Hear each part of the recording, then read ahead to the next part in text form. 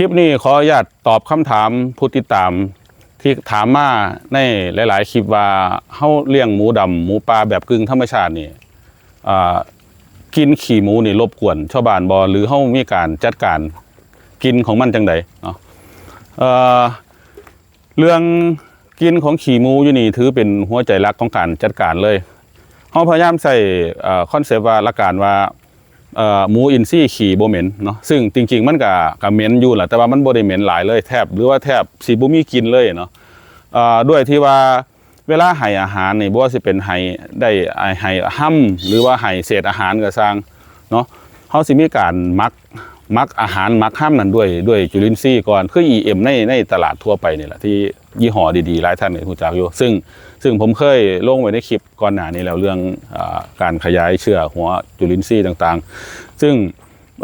กินของขี้หมูนี่เป็นหัวใจสำคัญของการจัดการอยู่นี่เพราะว่าการใส่จุลินทรีย์ในกระบวนการเลี้ยงทุกมื้อนะทุกอาหารของ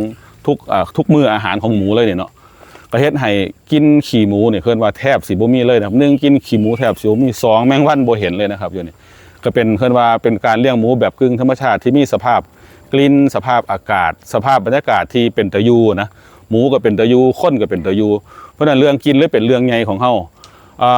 จุลินทรีย์เฮาใส่ในปริมาณที่หลายเนาะคันไปซื้อเป็นลิตรมาใส่นี่คงสิบ่ไหวตกเดือนละหลายหมื่นเพราะนั้นเฮาใช้วิธีการขยายหัวเชื้อจุลินทรีย์ซึ่งเดี๋ยวเทคนิคการขยายหัวเชื้ออะไรใน YouTube อย่างท่านคงฮู้ดีอยู่แล้วก็ใครยังบ่ฮู้ก็เบิ่งในคลิปเก่าๆผมเนาะเดี๋ยวผมสิแชร์ไปให้เบิ่งนะครับเพราะนั้นแล้วสรุปว่าเรื่องการจัดการกลิ่นอยู่นี่เนาะเข้าใส่จุลินทรีย์ผสมลงในอาหารเกือบทุกมื้อบ่แม่นเกือบทุกมื้อที่กินหมูกินอาหารแล้วก็ใส่จุลินทรีย์ในปริมา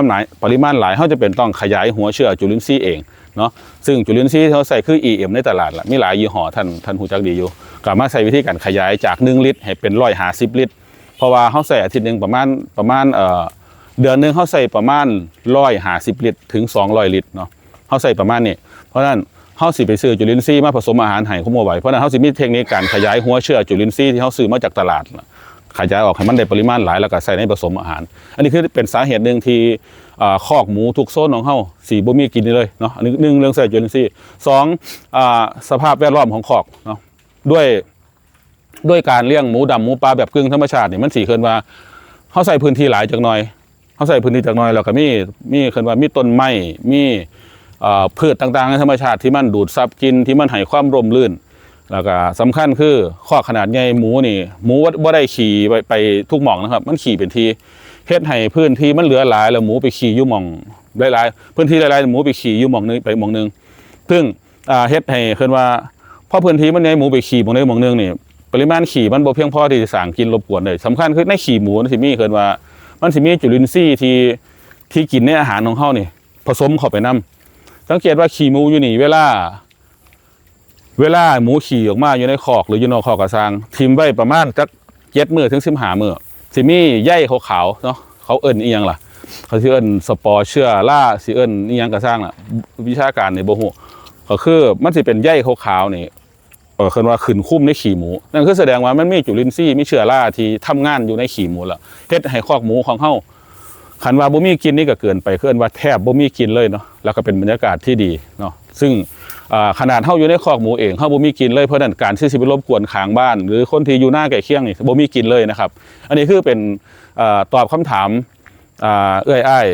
ผู้ติดตามที่ถามมาในคลิปต่างๆนะครับบ่ฮู้ว่าพอตอบได้บ่หรือใครมีคำถามอีกอย่างก็คอยแชทถามเพิ่มเติมมาได้เดี๋ยวสิ